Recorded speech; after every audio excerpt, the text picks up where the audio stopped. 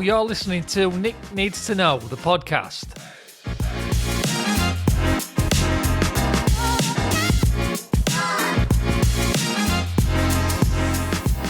Join me as I have open, honest and relatable conversations around careers, mindsets and life in general, and what that looks like for each one of our different guests. Yo.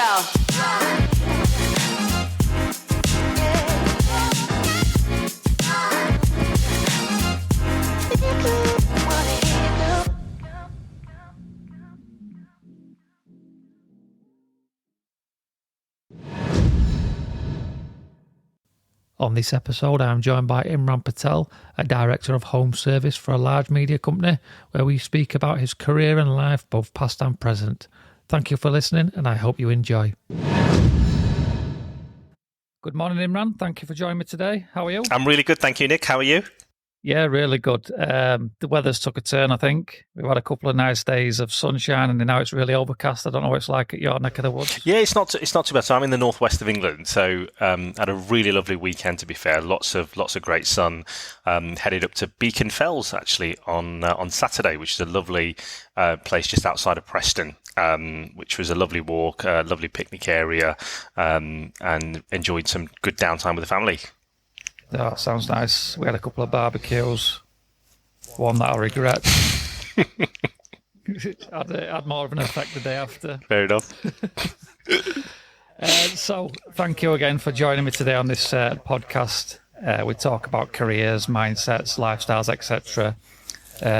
Mainly about the journey that's taking you to where you are today. So you're currently a director for home service in a large media company. So I wonder if you could just rewind the clocks a little bit, take me back to when you first remember having a job that paid. What was your first paid job? Yeah, I mean, it's, I'm probably going back about 25 plus years now, I think. So I think my first ever job was at a takeaway, believe it or not, at a kebab shop. And it was a kebab shop I used to walk past many times because it was literally around the corner from where I lived. And I remember my uncle used to work there, and I was really doing his head in about getting me a job because everybody around me were buying things with money and all that sort of stuff. And I'm like, well, I feel like I'm missing out. So ended up getting so my uncle used to work there as a delivery driver, and he knew the owner. The owner wanted some help on a Friday, Saturday, and a Sunday. So I remember doing, I think it was 6 till 12. I think it was 6 p.m. till midnight. And because it was around the corner, it was perfect. You know, literally, it was like a 60-second walk from home to work.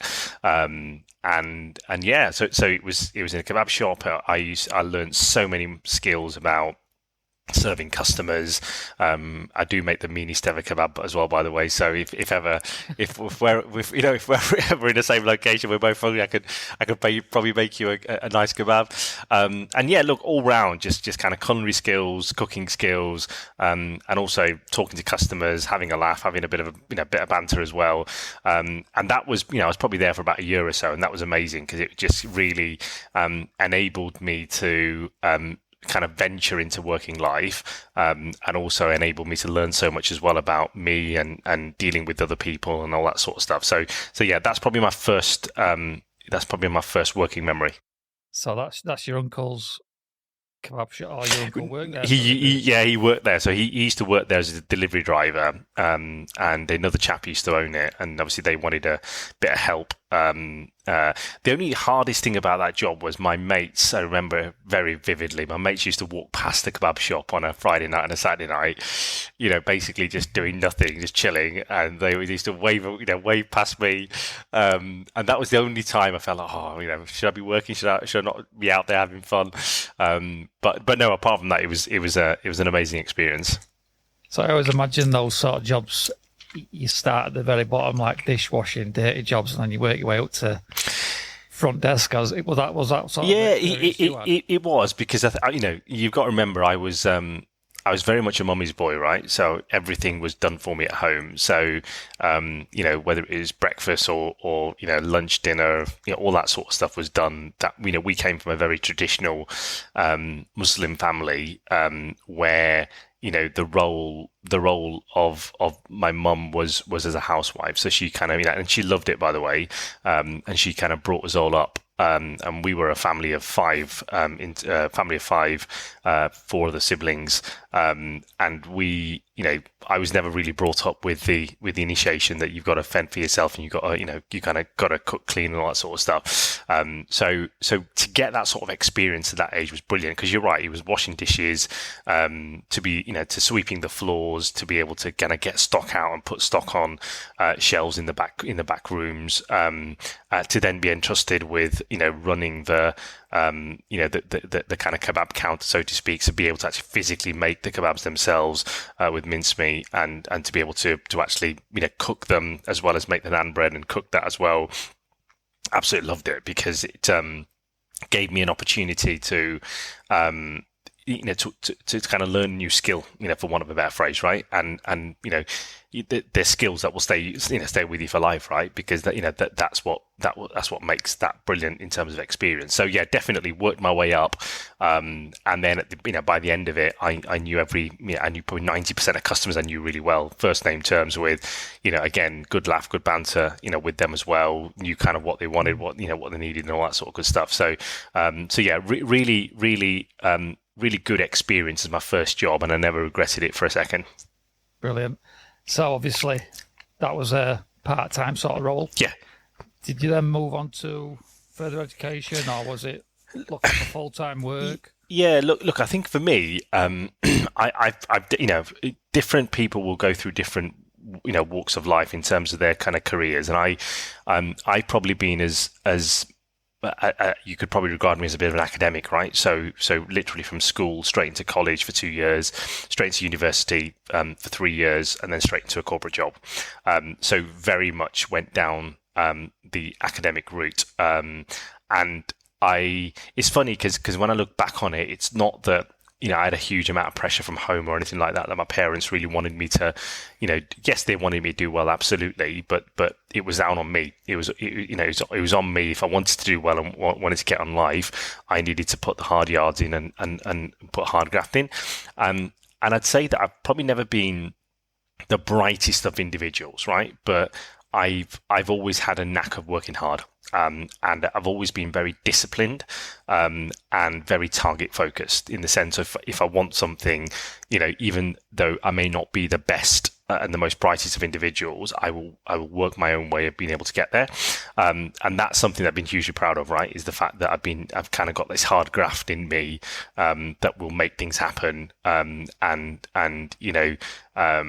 That has enabled me to probably have the success that I've had so far in my career. But very much so academic down the route. And then I've probably had a litter of part-time jobs, and that was obviously the first one. But then I've had a few more along the line as I've been going through education, both at college as well as through university as well. So looking back, you had a lot of discipline to stay in further education and get to where you are now. Where do you feel like you drew that discipline from? I believe it's something that you kind of look to others for and see, rather than being born with it. Yeah, so, I think. Look, I've not come from a family that have had real high-powered jobs or that sort of thing. That's my parents came to England in 1968. They forged a life. I remember the stories of them living in houses with 12 other people and that sort of thing. They had a really hard upbringing from that perspective, right? They really had to come into a foreign country, learning the language, as well as making their way, raising us, and being able to give us all the things that they never had. And from that, you kind of learned the graft bit. Was that you kind of learned that if you want to get things in, if you want to get things done in life, you need to graft hard, and you need to make sure that you're focused and you're disciplined in terms of what you need to do. And I guess that's probably part of it, really, for me, is just hearing my parents talk about their their kind of early 20s, for want of a better phrase, in terms of when they kind of came to the UK, and how hard it was, and how they needed to graft and really work hard at what they kind of achieved was really humbling for me, right? Because I think that's then kind of gave me a view that, look, actually you can get success, but you have to work hard at it. And the second thing, Nick, I'd say, which is probably a little bit different to maybe some others, right, is that I am a practicing Muslim, right? So faith plays a really important part of my life, and I pray 5 times a day, and you try and be a good person, and be honest, and and all of those good things. But faith also, really, gives me a lot of discipline as well, in terms of needing to do things certain times of the day. And I also believe in God, and I believe in in my religion, 100%. So I think it's probably those things, see my kind of parents, when they came to the UK, and what they had to do to be able to get to what they, where they did, and raise us in the way they did.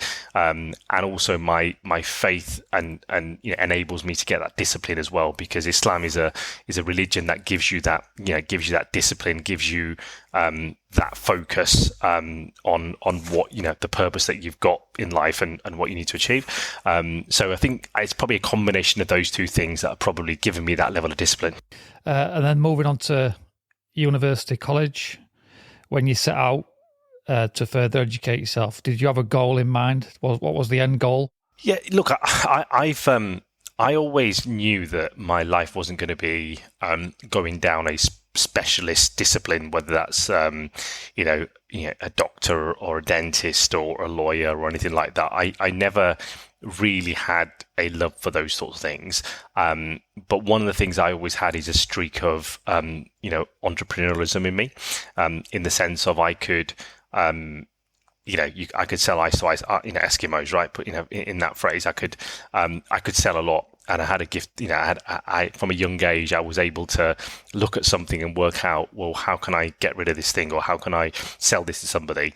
And one of the jobs, my second job actually, after the kebab shop was actually selling windows, doors, and conservatories, right? And I don't know if you've ever done a sales, a telesales job, which is what it was. To the age of 16, I was basically, a friend of mine was working at a double glazing company, and I was invited to go for an interview. It was very low pay. I think it was about £3.50 or something like that an hour at that time. Yeah. But you had a lot of commission, right? So a lot of it was based on getting quotations, so getting our salespeople through the door, so they could actually talk to a customer about their windows, doors, porches, conservatories, etc. But also then you got a kickback on the back of a sale as well. And the thing, the way it used to work then, obviously with technology is much more advanced these days, but the way it used to work then was you basically got handed a telephone book, right? And you basically got told, right, your page is page from 52 to 70 today, right? That's what you need to get through. And you literally started from the top of the page, and you had a phone, you had a headset, and all you were doing was dialing numbers, right? And look, 75% of people hung up on you as soon as you said who you were and where you were from. But 25% of people listened, right? 25% listened. And that was a massive challenge for me, right? Because I used to love the job, because it used to be 4 hours an evening, and it used to be on the go, and you were motivated and targeted by, giving people the opportunity to be able to get a salesman through their door, and then be able to, hopefully address their needs, whether it was windows, doors, porches, conservatories, etc. And that was my first experience of selling, really, right? In the sense of being able to sell that on a professional basis. And in those days, I was walking out, every month with about £3,000 or £4,000, right? Because I used to kind of hit my sales, hit my numbers. I was getting probably 8 to 10 leads a week. That basically meant that you were going into homes, and then at least 2 or 3 of them were selling, right? Which meant that you got a big kickback as well.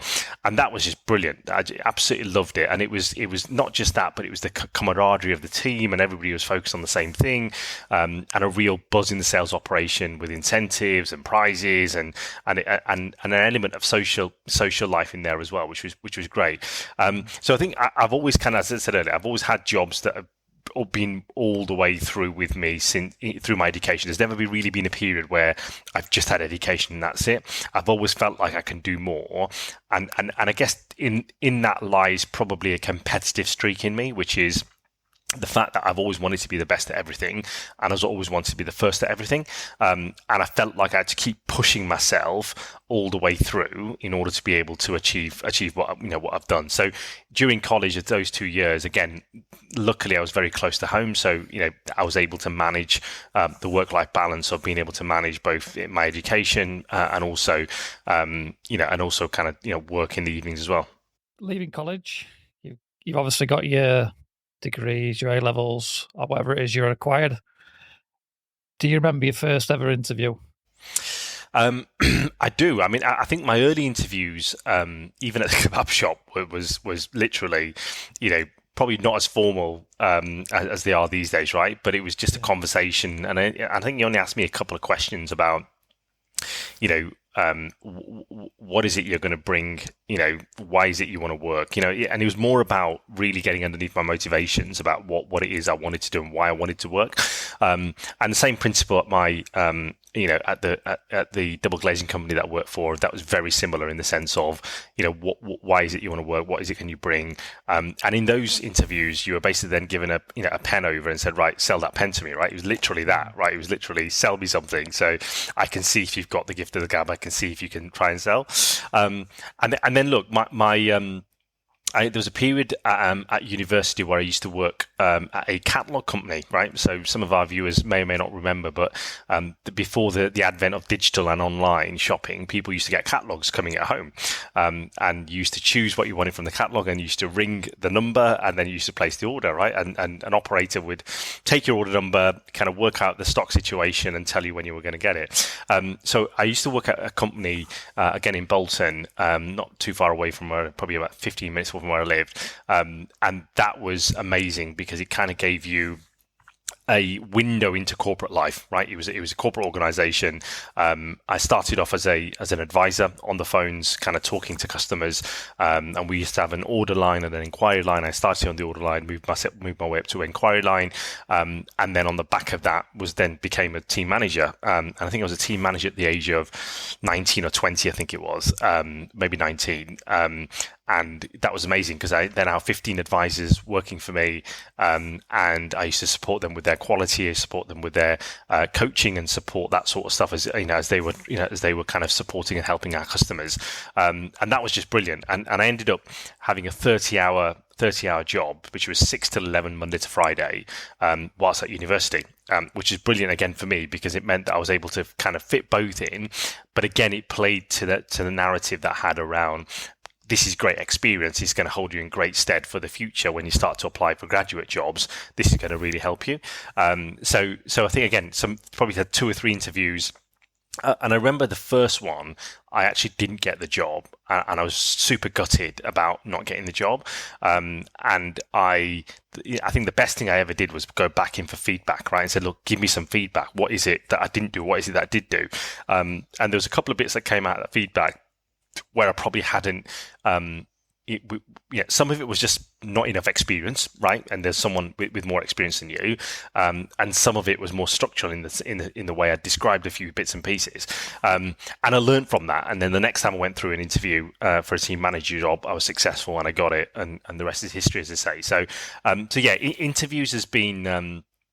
I've had varied degrees. I've had very, literally 5-minute kind of sessions with somebody who's asking me a few questions about why I want to do a job, to more structured interviews where actually someone's asking me for an example of this and an example of that, where you really need to delve into a bit of detail to share those experiences. So have you always known you wanted to be in the corporate world? Not so much in the corporate world. So I joined BT, and really funny story behind BT was at the end of university, I think I probably applied for about 50 or 60 different graduate schemes, and in those days you didn't have as many graduates who were completing university than the jobs you had. So there was more supply of jobs than there was actually demand of graduates, right? Which is complete reversal of where we are now. But in those days, you had so many opportunities. So I think I was just literally blitzing application after application after application, because I did not want to go into a place where I needed to kind of go back into a call center job, even if it was a management job. I didn't want to do that at all. I wanted to get into a graduate scheme, and I think there was something about the tag of being a graduate into a graduate role in a corporate organization, which in my head felt really, really good and really nice. So I ended up getting 3 offers. I got an offer at a financial institution, which will be nameless. Ended up getting an offer with a toys company that is no longer Toys R Us, which is really interesting. And then I got an offer from BT, right? And the BT offer, being completely honest and candid, the reason why I went for the BT offer is they were offering me a company car at the age of 21, which is a Vauxhall Vectra, a brand new spanking Vauxhall Vectra, unlimited mileage. And that to me felt like, well, that's a good reason for me to be able to accept that job. So didn't really do much research on the company, didn't really do much research on the role. Just the fact that the perks and benefits were so good, you know what? I'll give it a go and see where we get to. So yeah, straight after uni, I think left uni in July, started with BT in October.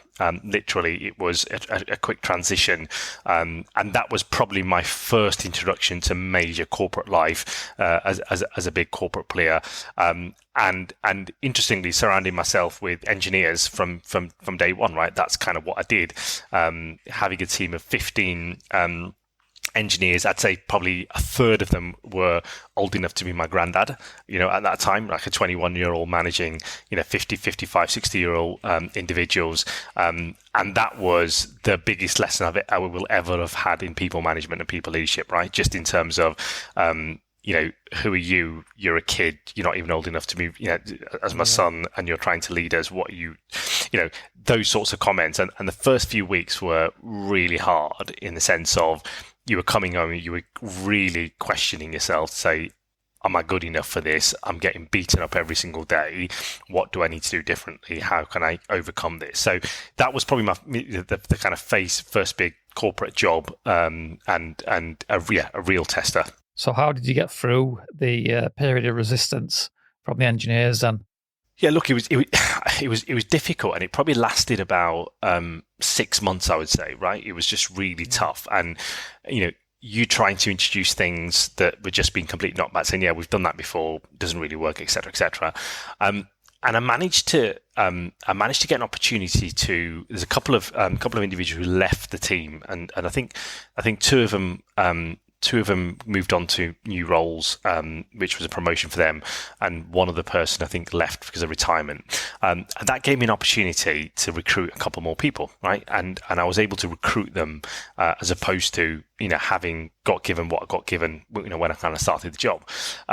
So yeah, I ended up recruiting a couple of people, and they ended up being massive advocates who really helped me turn the team around, and it meant that. Instead of just having nobody, I now had a couple of people who really helped me get to a position where they were actually subscribing to my way of thinking, subscribing to the way I wanted to lead the team and run the team, and they were able to almost start that flow through of information to the rest of the team. And I'd say probably within a year, I kind of got 90% of the team there, and they were kind of really working with me. We were really working towards a common goal. Of being able to help customers in terms of what we needed to do. And it became a real team environment. And we got on really well, both outside of work, inside of work, really got on well socially. And I was able to kind of get to know everybody on a more personal level. And they were able to respect me and kind of really buy into what I was trying to do as well. And I think that made a massive difference in just being able to have the opportunity to be able to kind of work with people. But I'm convinced that had I not been able to bring in a couple of people who really helped me shape that thinking, that would have been now impossible to do. So do you believe that surrounding yourself with the right people at the right time not only helped in the current situation, but do you believe that had an influence on your steps moving forward? Yeah, and I think that first experience really molded me into my way of thinking, which is that every job that I've then gone into, I've probably taken 6 months to understand what I've got in terms of capability and support and mindset and attitude. And after 6 months, I've kind of gone with my gut feel that says, actually, right, these three are great, I can work with them. These two, I can't, I'm going to have an honest conversation with them. And that honest conversation sometimes leads you both to say, well, actually, we don't necessarily align and agree. Okay, in that case, let's kind of move on. Or you can do a bit of a reset and then you can get people back on track. And I've always surrounded myself with people I can work with, people I can trust, people that I can be really open with, people that can challenge me as well, which is really important to me because I haven't got the monopoly on all the ideas, right? I need people around me who are creative, but also are able, not afraid to challenge when I'm maybe kind of going down a track that's not right. And I really respect that. And I think if you can surround yourself with good people, then you give yourself a fighting chance of being successful in your role. What was your last position at BT, and how long did it take you to get to that position? Yeah, so I think interestingly, I was at BT for 18 years. I never imagined for a second I'd be there for that long. I always thought it was going to be a 3 or 4 year stint and then go and do my own thing or go and work for a smaller business. But it was unbelievable purely because I did well, and then another problem came up, and then someone said, well, why don't you come and work in this part of the business? Something else happened, and likewise, before you knew it, you were kind of 12, 15 years in the business. So 8 of that I worked as part of BT, and probably 10 years or so I worked as part of OpenReach. And from probably 2013 or so, I would say I've always been leading large scale people teams, whether it's been contact centers, service centers, or the field itself. And my last job at BT was quite an enthralling one, which was actually setting up a brand new home service business for BT Consumer, which is the kind of retail arm of BT, and it was working with a US-based startup and a chap who used to work for Steve Jobs, funnily enough, who was a very inspirational character. We brought him across into the UK. He was creating a brand new business that he'd already set up in the UK. So they were moving it to, in the US, that were moving it to the UK. And we brought them in and worked with them for about 2 years or so, which was a phenomenal experience just to work with, people from America, but also their way of thinking, their mindsets as well. So I did that for, the last 2 years of my career. I was kind of 12 months setting the whole thing up and then 12 months actually running the operation in the UK before I moved on. And what led to you leaving your previous employment? I think it was a point where you either decided that I'm going to commit another five years or so at BT, or do I want to go and taste a completely different culture? And I think it was more the latter, that I felt like I'd done my time and I wanted a new challenge and I wanted to go and experience a new culture, completely, different team dynamic, all that sort of good stuff. And that's when I had a call from a headhunter around the media company I'm at now, and it just felt right. All the conversations I had with people just felt like now was the right time to do it. I'll be really honest, it's scary. And without a shadow of a doubt, because actually you've known one thing for 18 years, you've built a reputation, you've built some credibility, and you've got a lot of people who are sponsoring you. And that's the one thing I'd also say, Nick, as part of kind of career development in general, is that you need a bit of luck, and I've had a huge amount of luck all the way through my career. Been a lot of it, I believe, in fate, where you've been in the right place, right time, the right problems come up, and you've been there, which is great. But I've also had a lot of people who've supported me and really stuck their necks out when things have been tough and things have been really challenging. But they've supported me and they've said, you know what, we've got your back. Let's keep going. We know we believe in you, and they've given me time. And that's something, again, that I felt like all the right ingredients were here in terms of making that move from BT. So what does a daily mindset look like to Imran? Do you feel like you've got to motivate yourself daily, or is it something that just comes natural? I think I feel like I'm a half glass full man most days, right? So yes, you'll get the odd day where things are just tough and it's a bit of a grind and you've got to get through it. But thankfully, my mindset is, in a large proportion of times, I'm very much an optimist. I'm very much half glass full. Anything can be achieved if we believe in it. We need to kind of get together. We need to have a chat. We need to move on. All of those kind of signs for me are very much is how I operate. And I'm quite a red person. So I like action. And I try and surround myself with people who have a mixture of leadership skills and ways of working to be able to make sure that we're kind of quite rounded. But in general, I feel like I don't really like people who suck energy out of me. I feel like I want to be around people who give me energy, who give me motivation, who give me that boost that enables me to go again as well. But look, I can probably give you handful of times, over the last 3-4 years where it's been quite tough, right? It's been really draining. It's been quite tough. And you just got to get through it because tomorrow's another day, and that actually things will look up and things will be a bit optimistic. And the last couple of years in my current job have been tough, right? Because we've had to make some real tough decisions about what we've done. And you kind of don't lose sight of the mission and the goal that you set out to achieve in this role and in what you want to do in life. And I think that's the bit that deep and meaningful purpose really keeps you going. And does that same Imran who's at work, does that spill into your personal life as well? Or do you feel like you have to be two different people? I'm one of those individuals that don't really like talking about work at home. I have a very I'm really good at compartmentalizing things, right? So work is work, and that's one side of my brain and occupies one side of my brain. Home life is completely different. And my kids are great because they really kind of ask me, well, so what did you do today? Help me in this, help me with what you did today and what was really tough about today, et cetera, et cetera. And it's good in the sense of, because I think they're really intrigued and they really want to understand what corporate life's like. I mean, my eldest is now going through his GCSEs at the moment, and he's starting to really think about careers, and he's starting to think about what he wants to do. And he's always asking me, how is it you made those scores, et cetera. So I'm kind of starting to probably add more into talking, about kind of work at home. But at home, I'm quite chilled. I'm quite relaxed. I'm a bit of a control freak, which is probably no different to what I am at work, right? In the sense of I like to take control of things and get things done.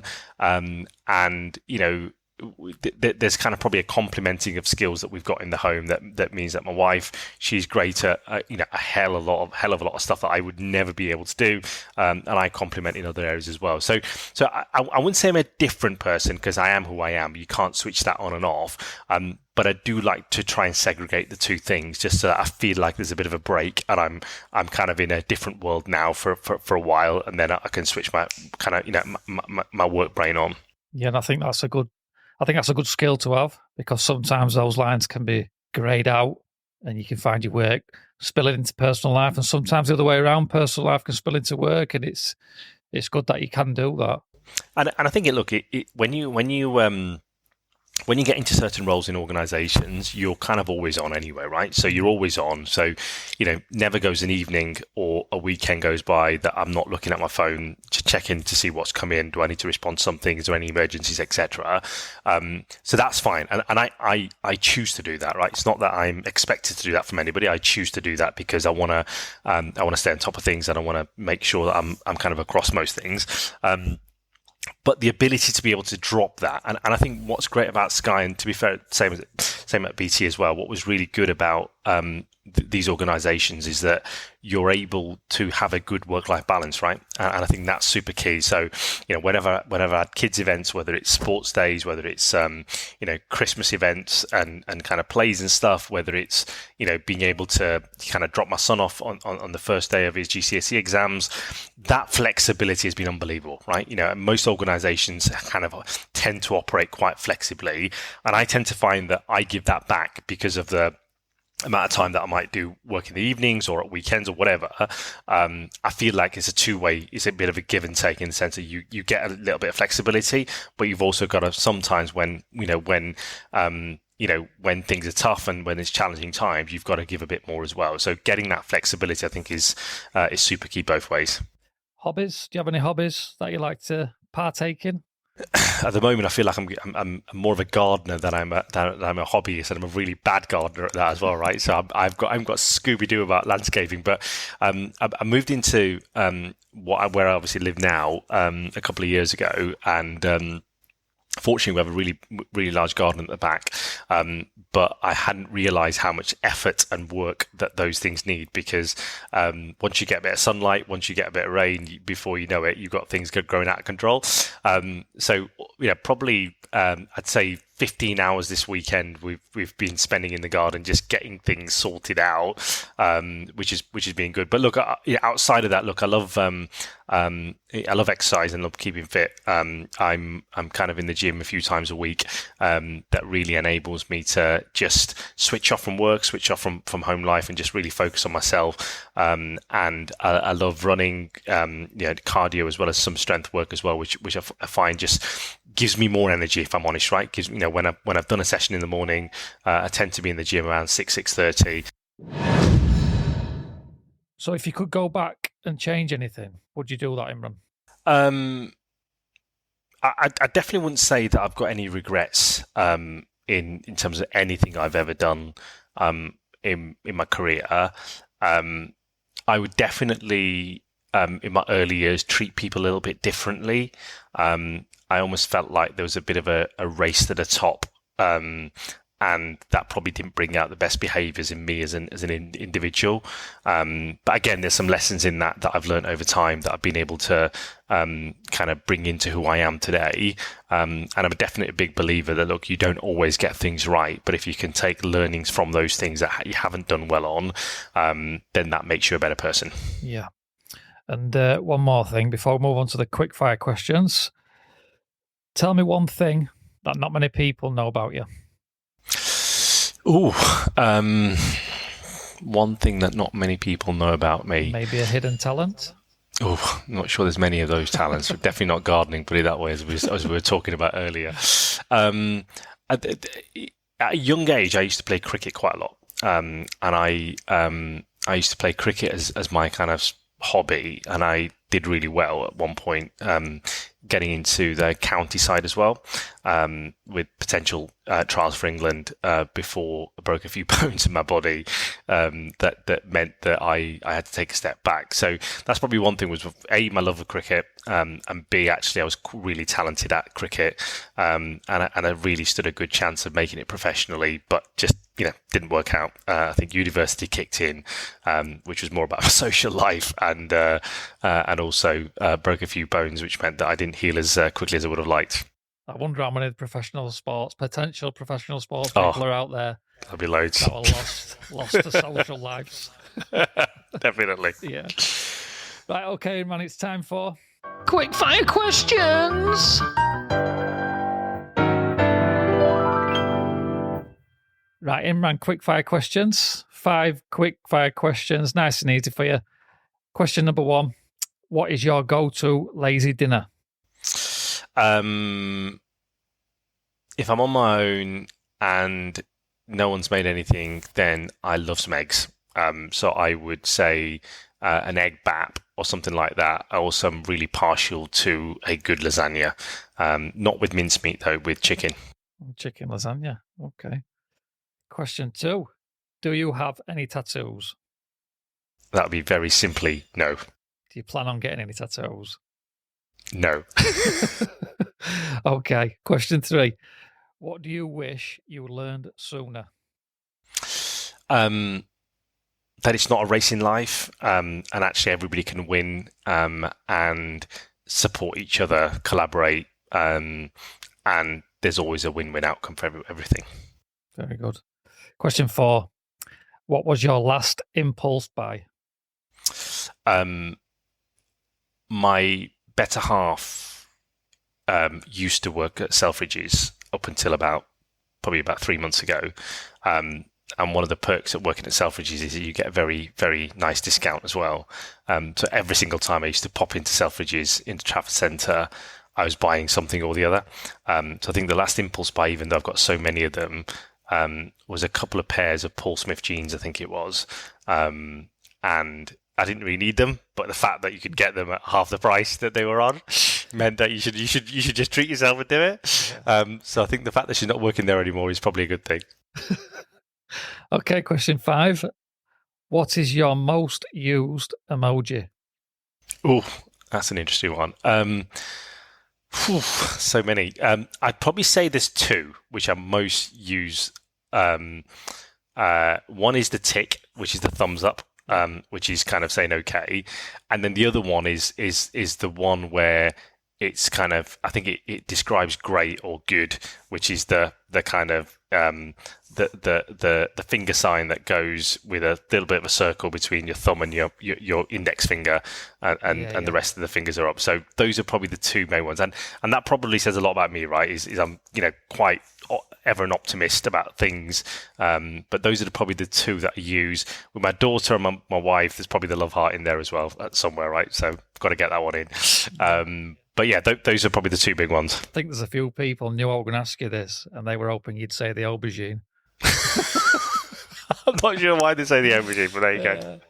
Listen, it's been great to talk to you, man, and catch up on your career stories, past and present. So thank you very much for joining me today. No problem at all. Thank you for asking me to get involved, and I've listened to a few of your podcasts already, Nick, and I think they're a fantastic thing that you're doing, and hopefully there's some lessons in all of them that people can take away and learn from. Thank you very much. Brilliant. Thank you, Nick. Have a great day. Thanks, Imran. Thank you. Take care. Bye-bye.